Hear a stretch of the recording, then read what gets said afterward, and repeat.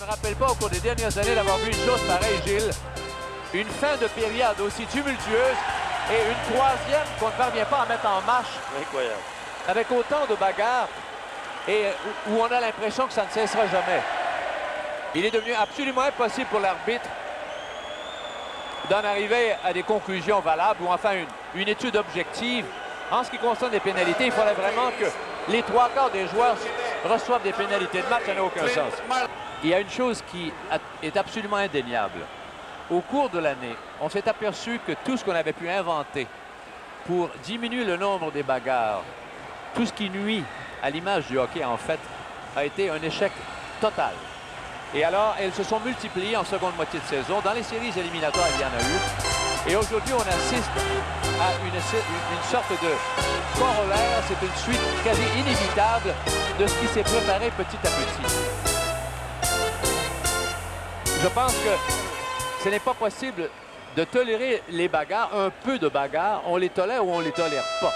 Mais tant qu'on leur trouve des prétextes, tant qu'on leur trouve une certaine justification, bien, on en arrive à ce qu'on a aujourd'hui. Et une série Québec-Canadien devrait être tout autre chose. Il n'y a personne qui aime vraiment le hockey, qui peut se flatter ou se féliciter ou se dire même excité parce qu'il a vu. Ça dépassait les bords. Maintenant, je te laisse aller. Depuis des années, on apporte toutes sortes de règlements.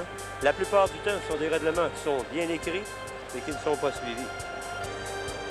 Mais qui ne sont pas assez sévères, d'ailleurs. Parce que l'arbitre n'a pas les éléments indispensables pour agir.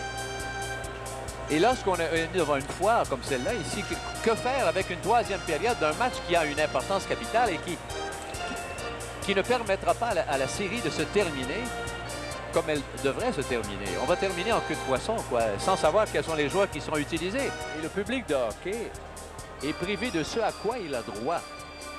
On apprend à jouer au hockey en pensant que la bagarre fait en quelque sorte partie de la vie du joueur de hockey de tous les jours. Et alors, comment peut-on, une fois rendu dans la Ligue nationale, dire aux joueurs que certaines bagarres sont acceptées, pas trop, un peu, beaucoup, selon certaines occasions, parfois, ça peut nous aider à nous défouler? C'est oui ou c'est non? C'est permis. Le hockey, est-ce qu'il peut vivre de ses propres moyens par son jeu ou est-ce qu'il lui faut d'autres éléments pour l'ajouter, pour le rendre soi-disant plus populaire? Explique-moi. Eh bien, on suit la vague. Quand tu dis que les batailles, les hommes forts, ont fait transformer le système de repêchage, que la plupart des éclaireurs préféraient des joueurs aux muscles puissants, à la qualité de leur jeu, à leur intelligence, à leur finesse.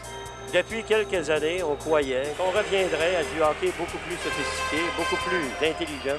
Il ne s'agit pas d'être la conscience du hockey ou de jouer les moralisateurs, mais je pense qu'il n'y a pas un seul observateur qui n'admettra pas que le hockey, un sport, devrait se suffire à lui-même.